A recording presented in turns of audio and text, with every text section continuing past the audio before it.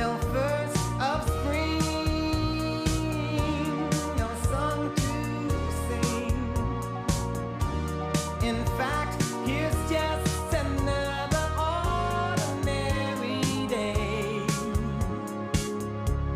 No April rain, no flowers bloom, no wedding Saturday within the month of June. But what it is. 여기는 쾌적하다 그러나? 네. 그래서 너무 좋아서 우리는 자주 와요, 여기는. 예. 어떤 면이 가장 좋아요, 여기가? 공기 좋고. 그 젊은 사람들 많고 네. 애기들 많고 네. 그렇죠? 네. 그러면 그 도시가 네. 번창할 수 있는 밑바탕이 되잖아요. 예. 그거보다 더 좋은 게 또 있겠어요, 지금 시대에? 또 살기가 좋으니까 네. 살기가 좋으니까 뭐 다른 데로 이사 가고 싶지가 않죠. 예. 뭐 좀 부족한 거는 아무래도 교통이죠. 지하철이 안 뚫려가지고 네. 교통만 좋으면은 네. 100점 만점에 120점이죠. 교통 때문에 90점이죠. I just called to say I love you. I just called to say how much I care. I just called to say I love you. And I mean it from the bottom of my heart. 시청자 여러분 안녕하십니까? 인사이드 경인입니다. 오늘부터 진행을 맡게 된 장혁진입니다. 앞으로 1,700만 경기 인천 시민들께 유익한 정보 전해드리겠습니다. 오늘은 아이 키우기 좋고 직장인이 살기 좋은 신도시, 동탄 신도시에 대해 이야기 나눠보겠습니다. 오늘 스튜디오에는 동탄 이신도시의 국회의원 개혁신당 이준석 대표를 모시고 이야기 나눠보겠습니다. 대표님 어서 오십시오. 네, 안녕하십니까? 인사이드 경인에는 이제 거의 2년 만입니다. 그렇습니다. 지난 22대 총선 때 한번 오시고 오랜만에 오셨는데요. 먼저 시청자분들께 인사 부탁드립니다. 예, 사실 제가 뭐 중앙 정치에서도 많은 말을 하고 그렇기 때문에 뉴스에서 정치면에서 많이 뵙지만은 또 한편으로는 동탄 이신도시 국회의원으로서 지금 자라나는 도시 동탄 이신도시에서 많은 일을 하고 있습니다. 특히 지난 선거 때 공약했던 것들 이런 걸 지키기 위해 노력하고 있는데요. 오늘 자세히 설명 좀 드렸으면 합니다. 동탄에서 이제 당선이 되신 지 벌써 이제 2년이 다 되어가고 있는데 당선 직후에 동탄의 스피커가 되겠다 이렇게 말씀을 하셨잖아요. 그만큼 지금까지 동탄의 현장에 있으시면서 느끼신 게 많으셨을 것 같은데 어떻습니까? 아무래도 이제 신도시다 보니까요. 아직까지 도시의 기반 시설이나 이런 것이 완비되지 않은 것들이 있고 이런 것들을 중앙에 적극적으로 어필해서 받아내는 역할 이게 국회의원의 제1책무일 테고요.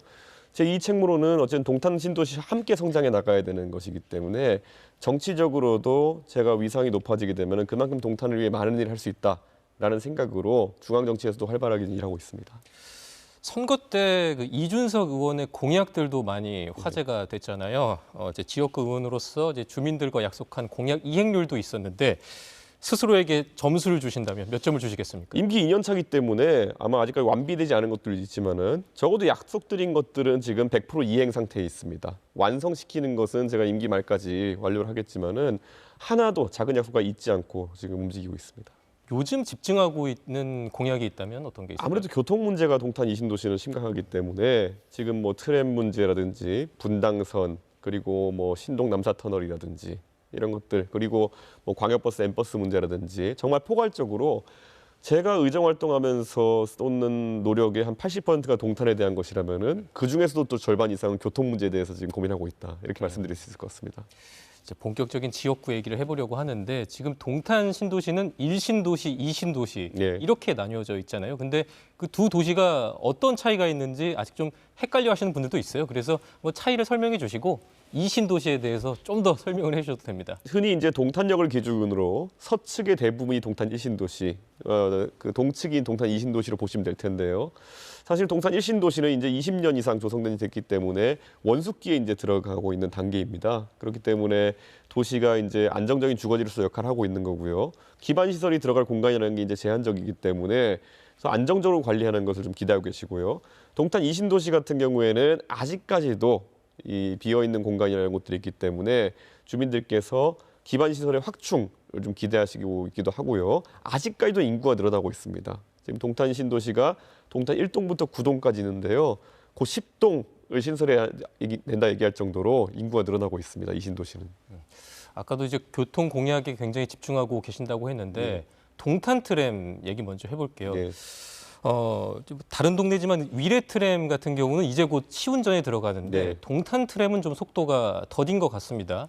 그 DLENC가 이제 우선 협상 대상자였는데 최근에 사업 참여 포기를 선언을 했어요. 지금 어떤 상황입니까? DLNC에서 여러 가지 자기들이 검토를 해보니까 사업비가 과소 책정되었다라는 인식 그리고 지작물 등의 어떤 위험 요소가 있기 때문에 포기하겠다 선언했는데 뭐 화성시도 그렇고 저희 의원실도 그렇고요. 어쨌든 저희가 위험 부담에 대해 가지고 어느 정도 화성시가 가져가는 것을 하고 지작물 등에 대해서는 사업비는 현실적으로 조정할 수 있는 방향으로 계속 사업체들과 협의를 하는 거거든요.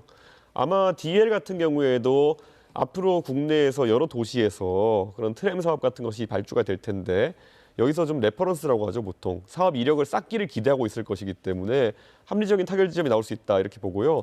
다만 동탄 트램이 처음 기획됐을 때와 다르게 이제 노선 조정이 좀 필요할 수도 있습니다. 앞으로 가면은. 왜냐하면 그 사이에 동탄 1신도시 중심으로 해서 1호선 연장 그리고 동탄 인덕원선, 동인선 이런 것들이 계획이 수립되면서 동탄 1신도시 지역과 병점 지역에서의 트램에 대한 요구도 많이 낮아졌거든요. 그렇기 때문에 노선의 일부 조정은 있겠지만은 트램이 필요한 것은 아직까지 맞고 차질 없이 추진될 수 있도록 저희가 계속 고민하고 있습니다.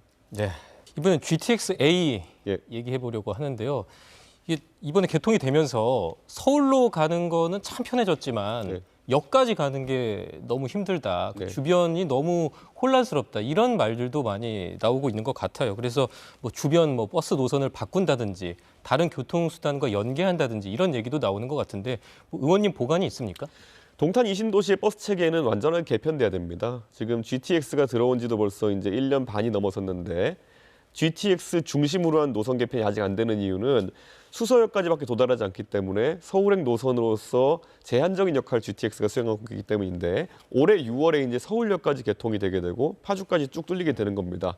그러면은 GTX가 광역교통의 상당 부분을 담당해야 되는 것이고 그에 맞게 이제 지선 교통망이 확충돼야 되는 것인데 저희가 지금 의원실 자체로 이 버스 노선들, 특히 시내 버스 노선들에 대해 가지고 조사를 하고 있습니다. 근데 이 버스 노선의 굴곡도라고 하는데요. 얼마나 삐뚤삐뚤 돌아서 가느냐 이런 건데 지금 동탄 지역의 버스 노선의 굴곡도가 상당합니다. 그래서 이거를 감소시키는 방향으로 버스 노선 개편하자고 저희가 지금 굴곡도라는 게 많이 돌아간다라는 얘기인가요? 그렇습니다. 이제 예를 들어 직선 거리가 1이다. 어느 지점과 어느 지점 사이에. 그럼 2면은 1의 직선 거리인데 가는 경로는 2가 되면 굴곡도가 2가 되는 겁니다. 지금 그런데 대부분의 동탄의 버스 노선이 2에 가까운 굴곡도를 보이고 있는 거거든요. 그러니까 저는 이거는 개선돼야 되는 것이고 역설적으로 버스가 불편해서 전부 다 자가용을 사고 자가용을 사니까 또 그래서 버스를 안 타게 되는 뭐 이런 그 악순환이 이어지고 있는 것이거든요.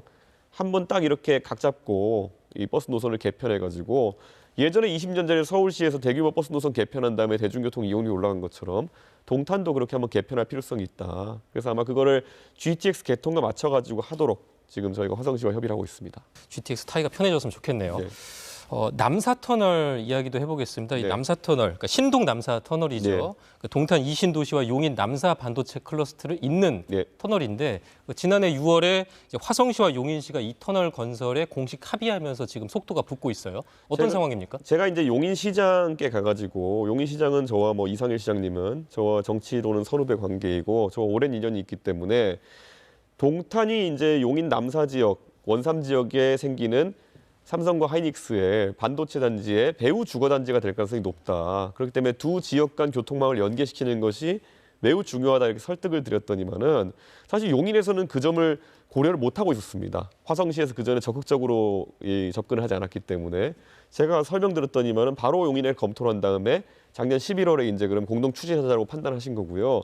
약간의 이제 조금 조정해야 될 부분이 있습니다. 예를 들어 그 노선의 상당 부분 용인에 속하고 화성 구간이 조금 있는데 그러다 보니까 공사비의 상당 부분을 용인이 부담해야 되기 때문에 3차선으로 하자라는 제안을 처음에 하셨습니다. 그러니까 가운데는 가변 차선으로 이제 하고 3차선 전체가 그런데 두 지역 간의 교류가 활성화되기 위해 가지고는 4차선으로 이걸 추진하는 것이 옳다. 그래서 그런 부분도 원칙적으로 이제 얘기를 하고 있는 상태이고 저는 신동 남사 터널이 이제 뚫리게 되면은 분명히 이제 동탄 구동 지역에 그런 어떤 주거 환경이나 이런 것들에 대한 관심이 커질 것이고 저는 동탄 구동 주민들 같은 경우 상당히 혜택을 누리게 될 것이다. 이렇게 보고 있습니다. 동탄에서 용인까지 출퇴근하시는 분들도 많잖아요. 지금은 그렇게 가려면은 밑에 82번, 84번 이런 도로를 통해 가지고 엄청나게 막힙니다. 네, 그래서 보통 뭐 한 거리상으로는 직선 거리로는 한 3km 되는 거리를 1시간 넘게 다니시고 이런 분들도 있는데 신동 남사터널이 되면은 8분 정도면은 갈 수 있다. 이렇게 개선되는 것이기 때문에 저는 굉장히 혜택이 클 것이다. 이렇게 보고 있습니다. 뭐 개통으로 좀 예상되는 시점이 있습니까?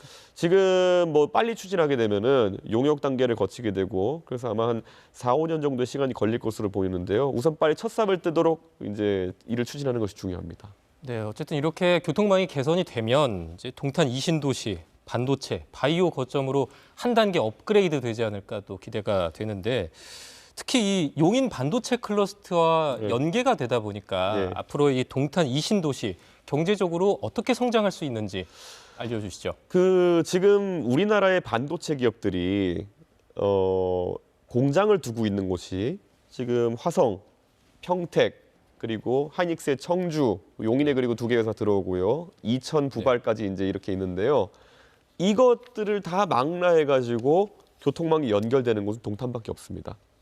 그렇기 때문에 저는 팹리스 반도체 기업이라든지 아니면 또 지원할 수 있는 여러 가지 기업, 이미 들어온 ASM을 포함해가지고요. 이런 기업들이 헤드쿼터를 동탄역 인근의 광비콤이라고 하는 저희가 이것을 위해서 업무단지로 쓸 수 있게 만들어 놓은 공간이 있습니다. 광역 비즈니스 콤플렉스라고 하는 곳인데요. 동탄역과 이어진 바로 그곳이 판교에 우리가 흔히 카카오나 이런 NC가 들어가 있는 그런 공간보다 훨씬 더 앞으로는 부가가치가 큰 공간으로 탄생하게 될 것이다. 지금 삼성과 하이닉스 두 기업의 내년도 내후년도 이익금만 계산해도 300조에서 400조까지 될지도 모른다는 얘기가 나오고 있는데요. 그런 것들을 합리적으로 지원할 수 있는 업무 지원단지로서의 동탄의 가치, 특히 광비콤 지역의 가치는 굉장히 올라갈 것이다. 이렇게 말씀드리겠습니다. 동탄역 주변에 광비콤 지역이라고요? 예, 맞습니다. 기대가 되네요. 근데 좀 아쉬운 부분도 있어요. 동탄 테크노밸리가 공식률이 좀 높다고 합니다. 사실 도시 자족 기능을 높이는 게 무엇보다 이제 중요할 텐데 그래야 좀 젊은 인재들도 동탄 이신도시에 들어오고 첨단 기업들도 유치가 되고 계속 이런 선순환이 일어날 텐데 지금 아직까지는 그렇게 큰 움직임은 없단 말이죠. 아마 판교에는 예전에 판교에 있는 땅들을 기업체들에게 분양해서 사옥을 짓도록 유도를 해가지고 이제 판교 IT밸리가 뜨게 된 것이거든요. 근데 안타깝게도 동탄 지역의 테크노밸리 같은 경우에는 먼저 개발업체 쪽에다 땅을 주고 지식산업센터라든지 오피스텔이라든지 이런 걸 통해 가지고 아주 작은 형태의 오피스들이 많이 이제 설립이 돼 있거든요. 그러다 보니까 우리가 이름을 알 만한 대기업이나 이런 곳들은 들어오지 못했습니다. 그런데 아까 말씀드린 광비콤 지역이라든지 동탄의 나머지 업무부지 같은 경우에는 기업들이 사옥을 지을 수 있는 형태로 그렇게 저희가 활용해야 된다 맞다 생각하고요. 지금 아까 말씀하신 동탄 테크노밸리 지역 같은 경우에는 원래 기흥부터 해서 분당선 전철이 들어오는 것으로 이미 철도 계획에 포함되어 있었는데 아직까지 그것이 실현되지 못했습니다. 그래서 분당선 계획이 실현되게 되면은 판교와 직접 이어지게 되고 또 그 출퇴근하기 편한 환경이 되기 때문에 그때는 이제 그 부분에 있는 공실도 해소될 수 있다 이렇게 해서 용인 지역의 의원님들과 그리고 또 오산 지역의 의원님들 저희가 다 같이 또 당적은 다르지만은 분당선 유치에는 다 같이 한 목소리를 내고 있는 상황입니다. 그래서 그것의 성과가 나오기 기대하고 있습니다. 이번엔 동탄의 교육 얘기 나눠볼까 하는데요. 동탄 이신도시 평균 주민 연령이 34세라고 합니다. 그만큼 젊은 부부들이 많이 사니까 아이들 교육도 많이 관심이 있으실 것 같은데 명품 교육 도시로서의 동탄 또 계획이 있으실 것 같은데 얘기해 주시죠. 지금 동탄은 어쨌든 신도시이기 때문에 치안이 좋고 아이들이 또 아이들 간에 위화감이 없는 상태로 다들 경제 수준이 비슷하고 하기 때문에 아이들이 구김살 없이 자라는 아주 좋은 환경이 되어 있습니다. 그런데 여기서 이제 도시가 소위 이공계 중심의 IT 도시이기 때문에 조금 더 이 도시의 발전을 위해서는 수월성 교육의 형태를 띌 수 있는 좋은 고등학교라든지 이런 것들이 설립되는 게 중요합니다. 그래서 제가 국회의원이 되면서 공약 중에 하나로 세웠던 것이 과학고등학교 유치였는데 안타깝게도 지역에 있는 저와 장적이 다른 정치인들은 뭐 도의회에서 질의하고 이런 것을 보면은 과학고 유치에 대해서 미온적이거나 반대하는 입장을 공개적으로 드러내셨어요. 그래가지고 화성시가 과학고 유치에 있어서 상당히 유리한 지점에도 있었는데 불구하고 그 도의원들이나 아니면 이런 분들이 그렇게 나가고 화성 시내에서도 시의회 의원들 중에 부정적으로 나오시는 분들이 있다 보니까 한 뜻으로 이렇게 유치를 이뤄내지 못했거든요. 그런데 그것이 아니더라도 이미 동탄의 동탄국제고 같은 경우에는 굉장히 인문계열 교육으로는 굉장히 좋은 환경을 제시하고 있거든요. 저는 그런 좋은 고등학교 유치 같은 것이 앞으로 중요해질 것이다 이렇게 보고 있고요. 화성시가 지금 전체적으로 비평준화 지역입니다. 그렇기 때문에 명문고등학교에 존재하는 것도 사실이지만은 또 신도시에 우수한 전문계 고등학교가 없는 것도 사실입니다. 요즘 같은 세상에서는 전문계 고등학교, 마이스터 고등학교를 통해 가지고 정말 취업이 잘 되는 고등학교의 존재도 중요한 것인데 우리 학생들에게 다양한 선택지를 줘야 되는 것이 국회의원으로서의 목표치이기 때문에 그런 그 학교들의 설립도 저희가 추진해 보려고 합니다. 전문계 고등학교 혹시 뭐 생각하고 있는 그런 분야가 있으세요? 소프트웨어도 그렇지만요. 저희가 여기에 있어서 또 상업 계열 고등학교라든지 이런 것들도 굉장히 중요합니다. 그리고 그런 것들도 뭐 세무 계열 전문성이라든지 요즘 학교마다 전부 다 전문성을 가져가고 있는 추세거든요. 저는 그런 것들은 주민들과 계속 협의해 가지고 정말 훌륭한 전문계 고등학교가 동탄에도 있어야 된다 이렇게 생각합니다. 네, 이렇게 고등학교 얘기해 주셨는데 중학교도 좀 중요하잖아요. 그리고 신도시의 고질적인 문제 중 하나인데 이 과밀 학급 이슈가 지금 동탄에 좀 있는 것 같습니다. 최근 지역에서 중학교 원거리 배정 논란이 있었던 걸로 알고 있는데 뭐 교육 인프라 확충, 뭐 배정 방식 개선 이런 목소리가 나오고 있는데 뭐 의원님 생각은 어떻습니까? 동탄이 지금 중학교 학군이 동탄 2-1 중학군과 2-2 중학군으로 나눠져 있는데요.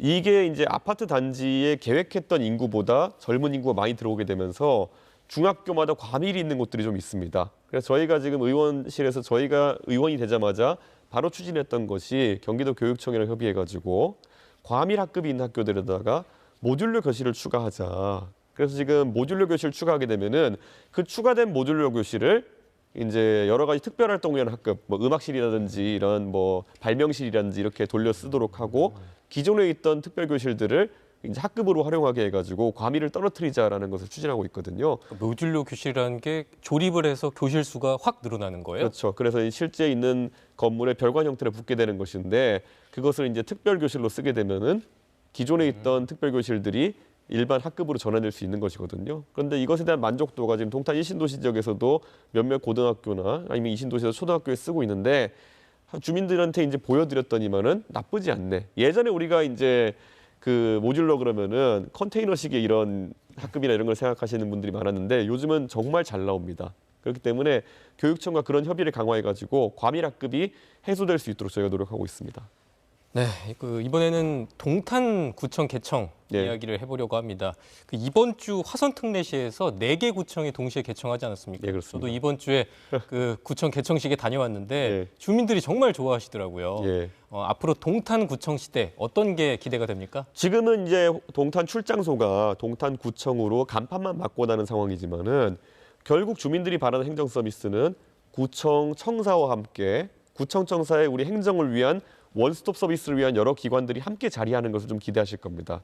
지금 동탄이 외형적으로는 40만 도시로 이제 성장했지만은 거기에 보건소에 대한 수요라든지 아니면은 또 세무서, 지금 동화성 세무서가 동탄역 앞에 임대 건물에 들어가 있는데 전국에서 가장 업무량이 많은 세무서가 돼버렸습니다. 그런데 이런 것들도 빨리 세무서 건립을 촉진할 수 있도록 저희가 해야 되는 것이고 화성 오산 교육지원청도 지금 오산시에 있거든요.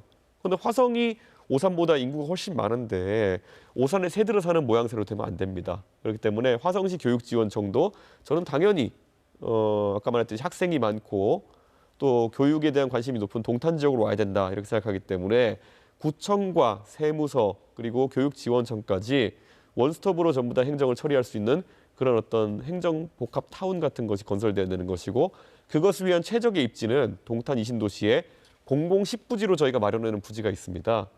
그 주변에 이제 다 들어오는 것이 맞다 이렇게 보고 있습니다. 네, 지금까지 동탄구 주민들도 뭐 여권 재발급하거나 뭐 부동산 취득세 낼 때나 그 멀리 시청까지 가느라 네. 진짜 불편하셨을 거예요. 그래도 이번에 구청이 개청이 되면서 조금 더 빨리 좀 업무를 보실 수 있으니까 그런 점들은 기대가 되네요. 맞습니다. 예. 요즘 디지털 플랫폼으로 주민들과 소통을 참 많이 하신다고 예, 들었습니다.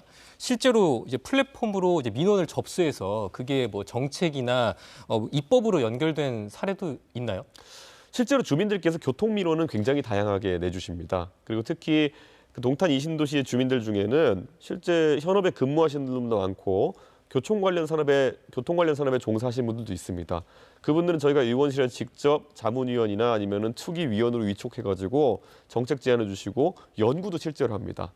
아까 제가 동탄 이신도시의 버스 노선에 대한 굴곡도 같은 걸 언급했는데요.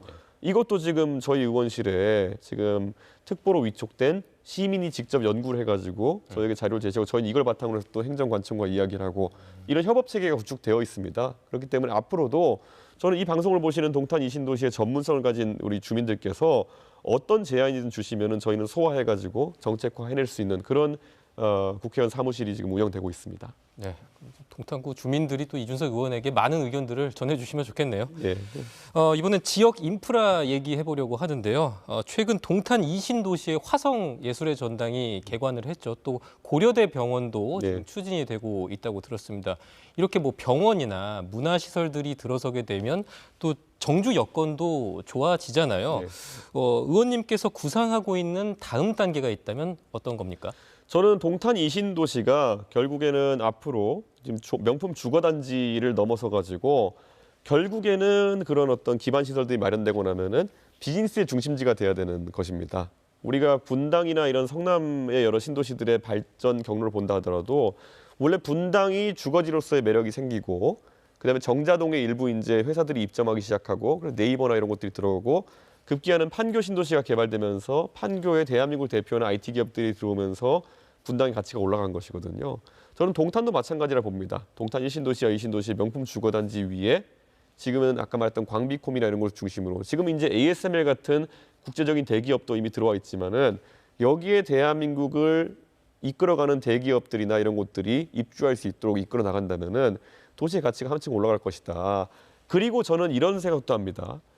동탄역이라고 하는 공간은 굉장히 소중한 공간인 것이 전국에 있는 그 기차역 중에서 호남선과 경부선에 동시 접근 가능한 그런 기차역은 몇 군데 없습니다. 굳이 따지면은 천안 안산역, 네.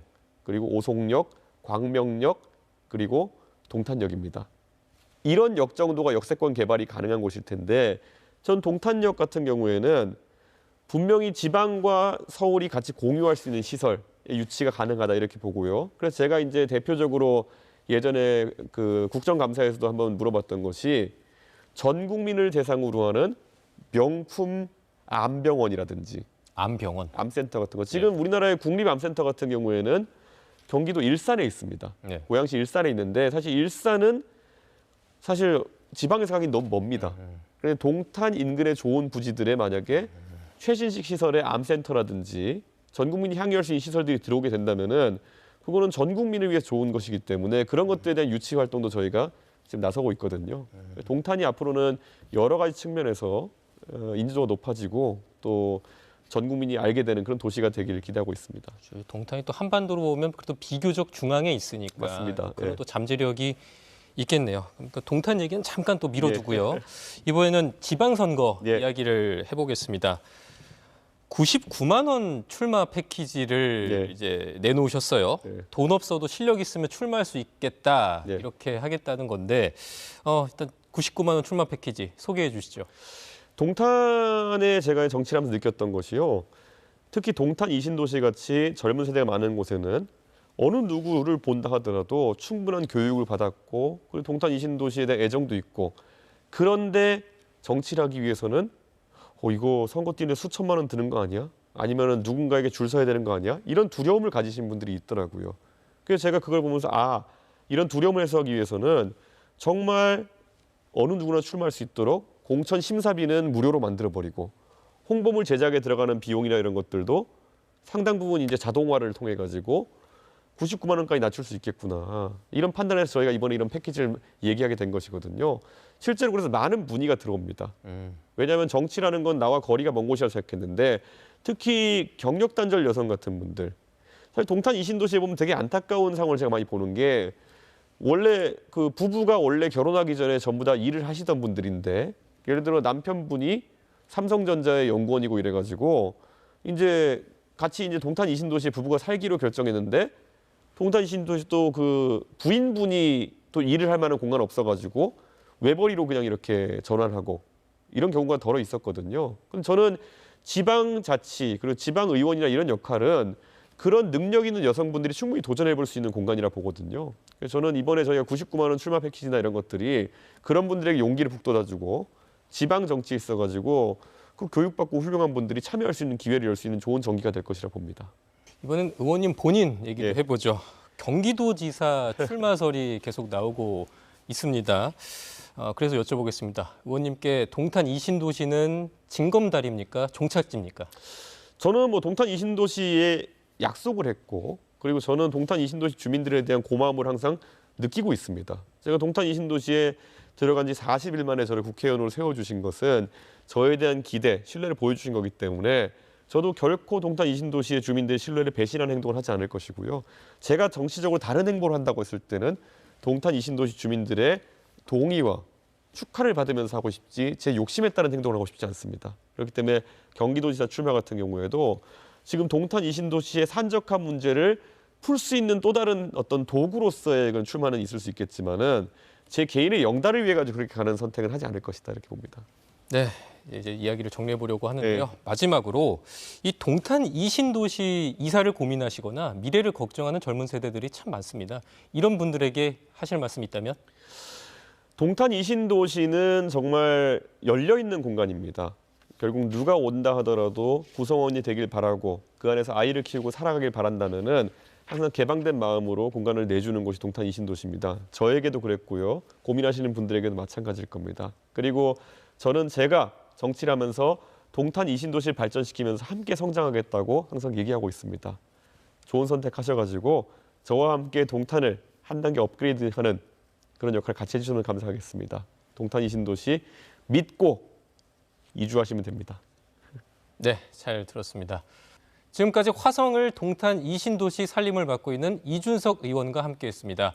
교통과 주거 환경, 산업의 장점을 동시에 갖고 있는 동탄 신도시. 20년 동안 어떤 길을 걸어왔고 앞으로 어떻게 변할지 오늘 이야기 나눠봤는데요. 앞으로의 20년도 기대가 됩니다. 오늘 인사이드 경인 여기서 마무리하겠습니다. 시청해주신 여러분 고맙습니다.